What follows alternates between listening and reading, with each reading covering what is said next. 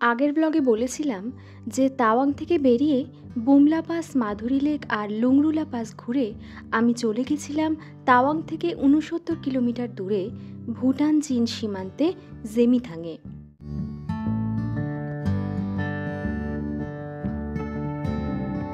যাওয়ার রাস্তার বৃত্তান্ত আর এক ব্লগে বলা যাবে এখন, কারণ সেটা নিজেই আর একটা গোটা গল্পের মতো।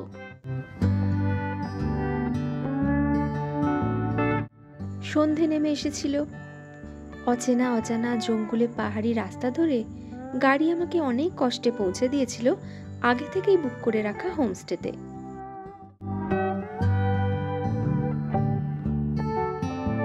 তারপর একটু বিশ্রাম নিয়ে সারা দিনের ধকলে ক্লান্ত শরীর নিয়ে বসে পড়েছিলাম ডিনার টেবিলে। আয়োজন ছিল অনেক কিছুই। তারপর খাওয়া দাওয়া সেরে গভীর ঘুম।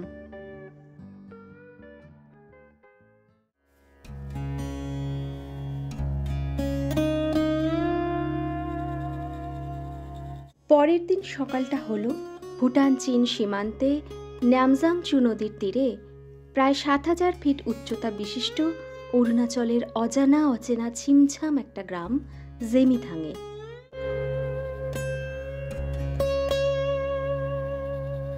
পর্যটকরা এই গ্রামের হদিশ নতুন পেলে কি হবে? এই গ্রাম কিন্তু বহু প্রাচীন এক জনপদ। ১৪তম দলাই লামা এ পথেই ভারতে ঢুকেছিলেন তিব্বত থেকে। এই গ্রামের আদি নাম হচ্ছে পাংচেন, যার অর্থ হচ্ছে পাপ মুক্ত যে জায়গা। সত্যি তাই। জেমিথাং গ্রাম জুড়ে বিরাজ করে নিষ্পাপ এক সৌন্দর্য, অপার শান্তি আর স্নিগ্ধতা। একটা দিন যথেষ্ট না জেমিথাংকে ঘুরে দেখার জন্যে। ন্যামজাংচু নদীর বিস্তীর্ণ উপত্যকা, অজস্র বিশাল বিশাল জলপ্রপাত, ঝর্ণা, দুষ্প্রাপ্য বন্য প্রাণী, ফুল দিয়ে সাজানো এই গ্রাম।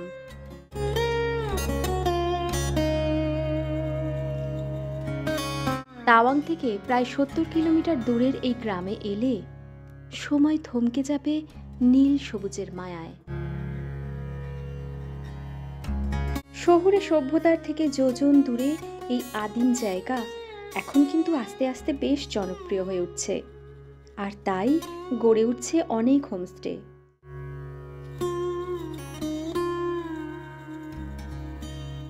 আমি ছিলাম জোয়া হোমস্টেতে।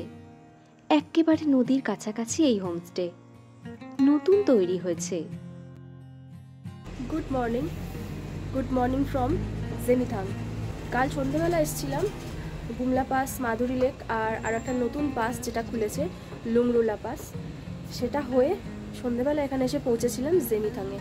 সন্ধ্যাবেলা এতটাই টায়ার্ড ছিলাম যে আর কোনো ব্লগ করা হয়ে ওঠেনি। জাস্ট এসেছি, এসে ফ্রেশ হয়ে 7:30টার মধ্যে ডিনার করে নিয়েছিলাম, কারণ সারাদিন সেরকম কিছুই খাওয়া হয়নি। ডিনার করে শুয়ে পড়েছিলাম। আজ সকাল থেকে ব্লগটা শুরু করছি। এত হাই অল্টিটিউডে আমরা 2-3 দিন ধরে ছিলাম, এরকম তো অভ্যেস নেই। আর তার উপর মারাত্মক রকমের ঠান্ডা। সেলাপাসে প্রচণ্ড স্নোফল, তাওয়াংয়েও ভীষণ ঠান্ডা ছিল। আর কাল তো বুমলা পাস আর লুংরুলাতে মারাত্মক রকমের ঠান্ডা ছিল, আর তার সাথে ঝোড়ো কনকনে হাওয়া। মুখ চোখ একদম ফুলে গেছে, যেন মনে হচ্ছে আমি কত অসুস্থ, কিন্তু সেরকম কিছুই না, একটু জাস্ট ঠান্ডা লাগলে যেরকম হয়। তো যাই হোক, এখানে এসে উঠেছি যে হোমস্টেটাতে, ভীষণ সুন্দর হোমস্টেটা, ভীষণ সুন্দর দেখতে, সুন্দরভাবে ডেকোরেট করা। হোমস্টেটার নাম হচ্ছে জোয়া পাংচেন হোমস্টে। নাম্বারটা আমি স্ক্রিনে দিয়ে দিচ্ছি এখন। এই নাম্বার থেকে তোমরা কল করে নিতে পারো। গুগল ম্যাপ এখানে কিন্তু সেইভাবে কাজ করে না, গুগল ম্যাপ দেখে এলে আসতে পারবে না। ফোন নাম্বারে কল করে ওদেরকে কারেন্ট লোকেশন পাঠাতে বলে দেবে, ওরা পাঠিয়ে দেবে, সেই লোকেশন অনুযায়ী আসতে হবে। এই জায়গাটা কিন্তু গুগল ম্যাপ ঠিকঠাক দেখায় না। এত সুন্দর এই গ্রামটা, একটু যাবো ওদিকটায়, ঘুরে বেড়াবো, নদীর ধারটায় যাবো। এই বারান্দা থেকে দেখছি পিছনটা দেখো কি সুন্দর লাগছে। পিছনের একটা যে পাহাড়টা, ওটা একটা আলাদা ভিলেজ, ওর পেছনেই কিন্তু আছে ভুটান। এই জেমিথাং হচ্ছে একদম ভুটান বর্ডারের কাছেই। আর এই দিকে হচ্ছে এই যে পিছনের পাহাড়গুলো, এর পিছন দিকে আছে চায়না, এদিকে চায়না আর এদিকে ভুটান। তার মাঝখানে এটা একটা ভ্যালি, পাংচেন ভ্যালি, যেটার এই গ্রামটার আগে নাম ছিল পাংচেন ভ্যালি, এখন নাম হচ্ছে জেমিথাং।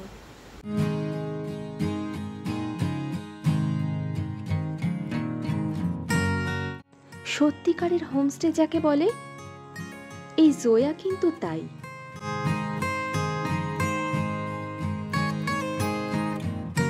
নিজেদের বাসভবনের মধ্যেই সাজিয়ে গুছিয়ে অতিথিদের থাকার ব্যবস্থা করা হয়েছে।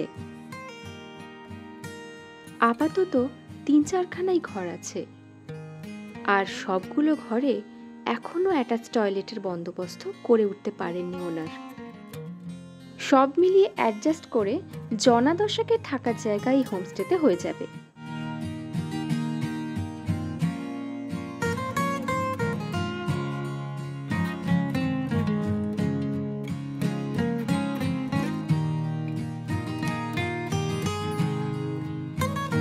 আমাদের রুমের ভাড়া নিয়েছিল ৩,০০০ টাকা উইথ ব্রেকফাস্ট, আর ডিনারে পার প্লেট নিয়েছিল ১৫০ টাকা করে। সন্ধেবেলা হোমস্টেতে আসার পর নানা রকম স্ন্যাক্স সহযোগে চা, তারপর ডিনার, এরপর সকালে বেশ কয়েকবার চা আর পেট ভরে ব্রেকফাস্ট পরিবেশন করা হয়েছিল। এই হোমস্টের আরও একরকম বুকিং প্রসেস আছে, সেটা হচ্ছে পার হেড ১৫০০ টাকা with breakfast and dinner. Contact নম্বরে কল করে বর্তমান প্রসেস সম্বন্ধে খোঁজ নিয়ে নেবেন।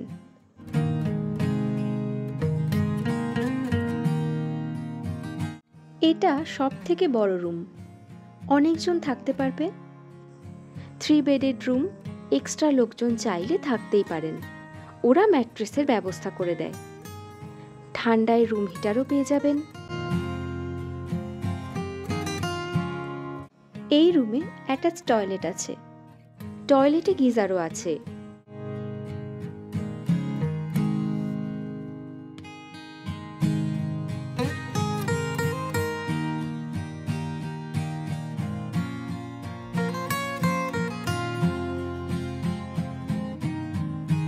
জানালা দিয়ে উঁকি দিলেই এক রাশ সবুজ উপচে পড়ছে।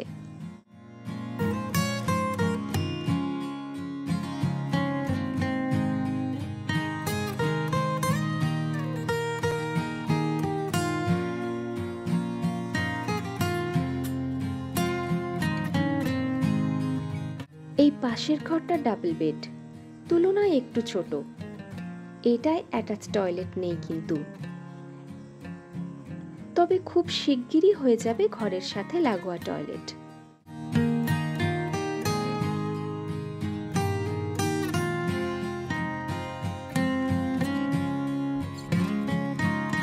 হোমস্টে ওনার জ্যোতি দিদি আর তার পরিবারের মানুষগুলোর আতিথেয়তা মুগ্ধ করবেই।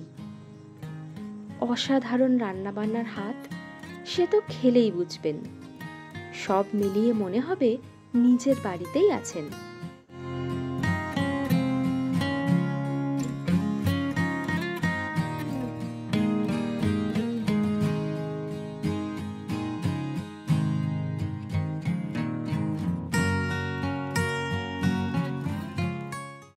হোমস্টের এই ভাই আমাকে নিয়ে চললেন নদীর ধারে ঘোরাতে।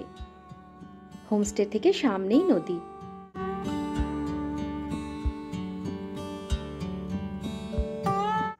শীতের শুরু, তাই নদীতে বিশাল চড়া পড়ে গেছে।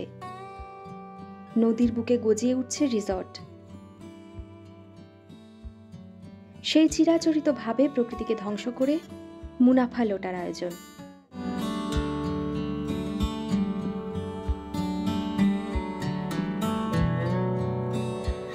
আর কিছুদিন পর থেকে এই শান্তির জায়গা হয়তো আর শান্তির থাকবে না।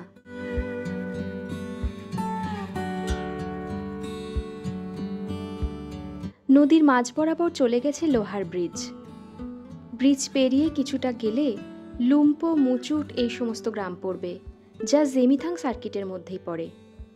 এগুলোও ঘুরে দেখে নেওয়া যায় হাতে সময় থাকলে।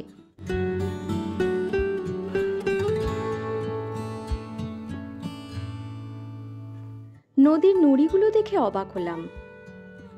একই রকম আকৃতির সব কটা নুড়ি, শুধু আয়তনে আলাদা আলাদা।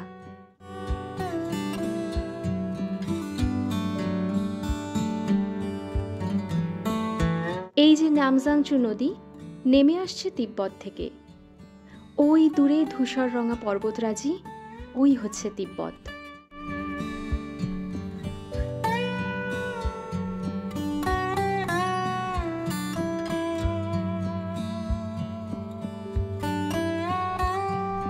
নদীর ঠিক উল্টো দিকের পাহাড়টার মাথায় ওই যে মূর্তি, ওটা হলো লুম্পো ভিলেজে গুরু পদ্মসম্ভবা মনাস্ট্রি। এখান থেকে 8 কিলোমিটারের রাস্তা। জেমিথাংয়ের পূর্ব দিকে প্রায় 20 কিলোমিটার দূরত্বে এই লুম্পো, মুচুট গ্রামগুলোর পরেই ভুটানের সীমানা পড়ে।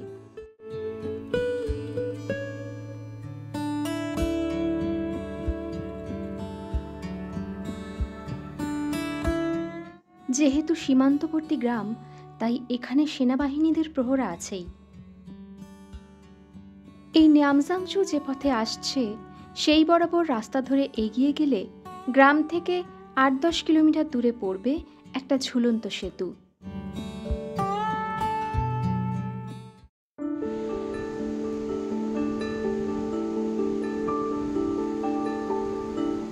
অদ্ভুত সুন্দর সেই জায়গা। কোনো গ্রাম বসতির চিহ্ন মাত্র নেই, শুধু অজস্র ঝর্ণা, ঘন জঙ্গল, ঝিঝি পোকার একটানা ডাক আর জলের শব্দ। এই হ্যাঙ্গিং ব্রিজ অবধি গাড়ি যায়। এখান থেকে আরও 2-3 কিলোমিটার গভীরে যদি যেতে পারেন পায়ে হেঁটে, তবে চাক্ষুষ করবেন সেই বিখ্যাত হোলি ট্রি অফ গ্রংগোকপা। 14তম দলাই লামা ভারতে প্রবেশ করে সেই প্রবেশপথের চিহ্নস্বরূপ একটি লাঠি গেঁথে দিয়েছিলেন। সেটি কালক্রমে পরিণত হয় এক বৃক্ষে। বৌদ্ধ ধর্মে ভীষণই পবিত্র এই স্থান আর এই গাছ। এই এলাকাটির নাম হচ্ছে খেনজেমানে।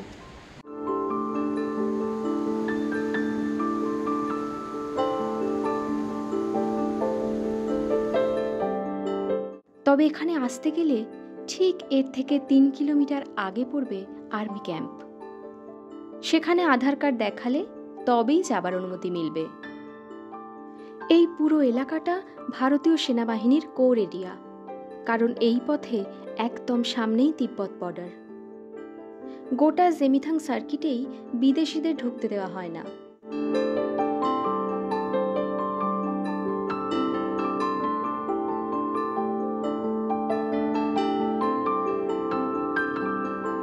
জেমিথাং গ্রাম থেকে 2-3 কিলোমিটার দক্ষিণ পশ্চিমে রয়েছে এই বৌদ্ধ স্তূপ। স্থানীয় নাম হল গোরসাম চতেন।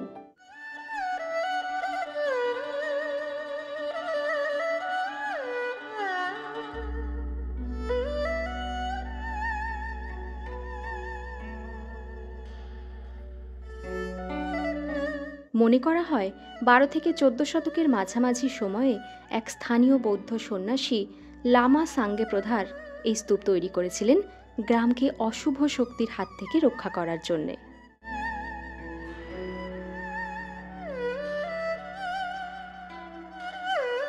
প্রতি 12 বছর অন্তর এই স্তূপের প্রধান দরজা খোলা হয় আর বিরাট উৎসব হয়।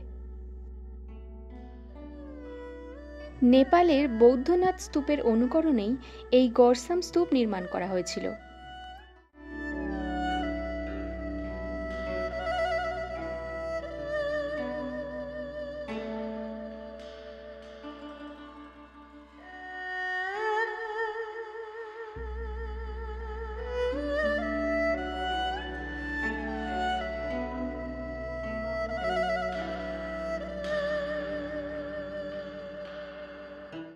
এই গরসাম চর্তেন ভারতের সবচেয়ে পুরানো আর সর্ববৃহৎ এবং এশিয়ার দ্বিতীয় বৃহত্তম স্তূপ।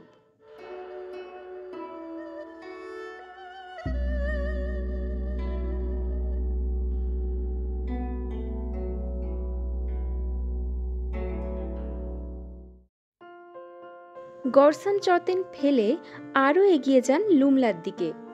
কিছু পরপর দুটো বড় ঝর্ণা দেখতে পাবেন। প্রথমেই রয়েছে কিমায়া ফলস, একেবারে রাস্তার উপরেই।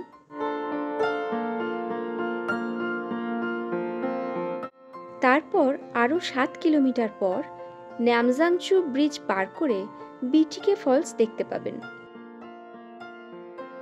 অপূর্ব সুন্দর তার রূপ, আর তার থেকেও যেন বেশি সুন্দর চারিপাশের প্রাকৃতিক শোভা।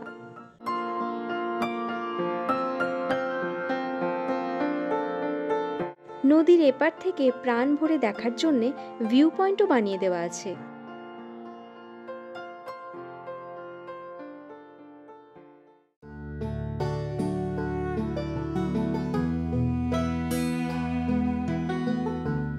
জেমিথাংয়ের সৌন্দর্য ভালো করে চাক্ষুষ করতে হলে আর এখানকার জনজীবনের সাথে একাত্ম হতে চাইলে 2 দিন অন্তত থাকা আবশ্যক।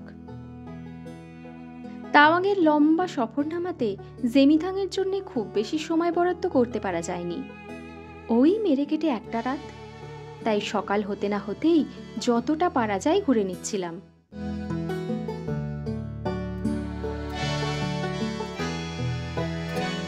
গ্রামের লোকেদের প্রধান জীবিকা হলো পশুপালন, তবে এখন হোমস্টে কালচার আস্তে আস্তে ঢুকছে গ্রামে।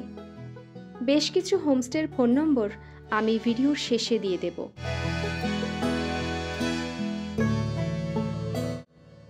শীতপ্রধান এই অঞ্চলে তুষারপাতও হয় মাঝে মাঝে। ছোট্ট প্রাইমারি স্কুল, বাচ্চারা এখন প্রার্থনা সঙ্গীত গাইছে। দাঁড়িয়ে গেলাম।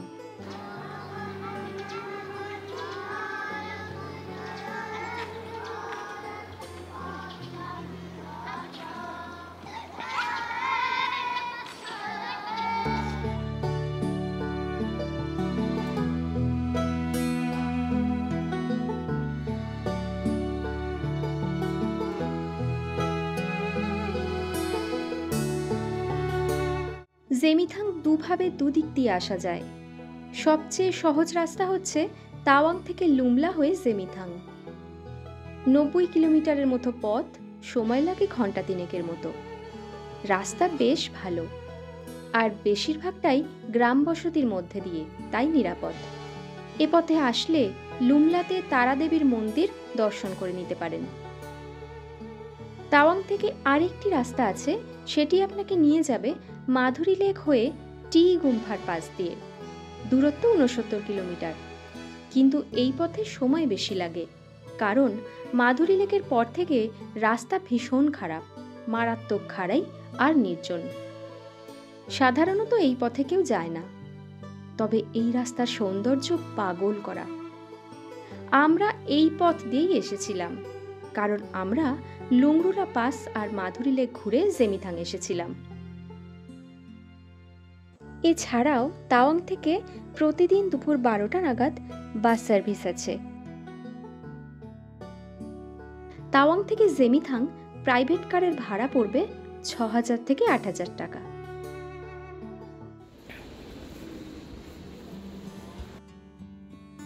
ব্রেকফাস্ট করতে চলে এলাম হোমস্টেতে। এমনিতেই বেশ বেলা হয়ে গেছে ঘুরতে ঘুরতে, এরপর তাওয়াং ফিরতে হবে। ব্রেকফাস্টে পুরি, সবজি আর চা খেয়ে মন ভরে গেল। এই ব্রেকফাস্ট কিন্তু রুমের ভাড়ার সাথে ইনক্লুডেড, এটা আমি আগেই বলেছি। সত্যি বলতে কি, এনাদের আতিথেয়তা আমি কোনোদিন ভুলবো না। কাল এসেছিলাম প্রচণ্ড ঠান্ডায়, আমরা একদম কাঁপতে কাঁপতে, তো টায়ার্ড ছিলাম এবং আমাদের ঠান্ডা হাওয়া লেগেছিল। ওনারা আমাকে গরম জল করে দিয়েছেন, সাথে ওই যে কার্বল প্লাস ফেলে ওটার স্টিম নিয়েছি। যা যা আমাদের দরকার হচ্ছে, যা যা চেয়েছি হাসি মুখে প্রোভাইড করেছে। তো যিনি ওনার ম্যাডাম, ওনার নাম সম্ভবত জ্যোতি ম্যাডাম, উনি সার্ভিস করেন একটা স্কুলে, প্লাস এই হোমস্টেটা চালান। আজ উনি ছুটি নিয়েছেন, কালও ছুটি নিয়েছিলেন, যেহেতু আমরা গেস্টরা আসবো বলে। কেউ যদি জেমিথাং আসতে চাও প্লিজ এই হোমস্টেতে আসো। এবার জেমিথাংকে গুড বাই করে এখান থেকে বেরোবো, তাওয়াং যাব। তাওয়াংয়ে আজকে নাইট স্টে আছে। আজকের ভিডিওটা কেমন লাগলো জানাতে ভুলো না। চ্যানেলটা সাবস্ক্রাইব করে দিও যারা এখনও সাবস্ক্রাইব করোনি। চলো আবার দেখা হবে, টাটা।